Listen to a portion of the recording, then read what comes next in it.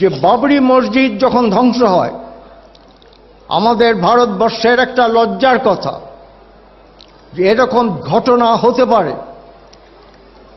এবং সেখানে 3 জন বড় বড় নেতা নেত্রী যারা পরে মন্ত্রী হয়েছিলেন, যাদের নামে এখনো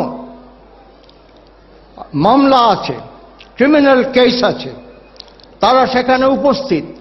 আর কর সেবকরা তারা দলে দলে গিয়ে সেইখানে মসজিদ ভাঙছে।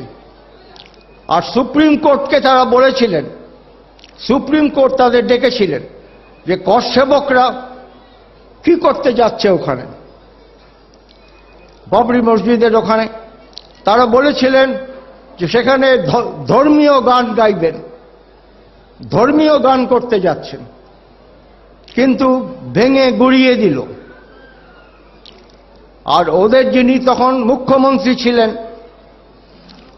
এখন আর নেই, তিনি ছিলেন, তিনি বক্তৃতায় বললেন, যখন মন্ত্রিত্ব চলে গেল, কলকাতায় এসে তিনি বললেন, সেটা আমি ধরে রেখেছি, ক্যাসেটে ধরে, পুলিশের ক্যাসেটে ধরে রেখেছি। তিনি বললেন যে এটা একটা চমৎকার ঘটনা হয়েছে, হিন্দি ভাষায় বললেন, যে এখন একটা নতুন যুগের মধ্যে আমরা ঢুকে গেলাম। এই কর সেবকরা যা করলো, এটা নতুন যুগ শুরু হয়ে গেল। এবং আর সাম্প্রদায়িক সম্প্রীতি এটা রাজ্যে খুবই দরকার।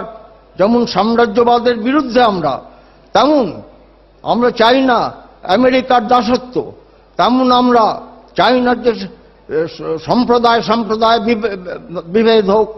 এটা কখনো হতে পারে না। এটা ভারতবর্ষের সভ্যতা এই কথা বলে না, এই লক্ষ্য সেটার নেই। ওই বিভিন্নতার মধ্যে, বৈচিত্র্যের মধ্যে ঐক্য, এই কথাই রবীন্দ্রনাথ বলে গেছেন। তাই নিয়েই আমরা চলছি এবং আশা করি সেইভাবেই আমরা চালিয়ে যেতে পারব।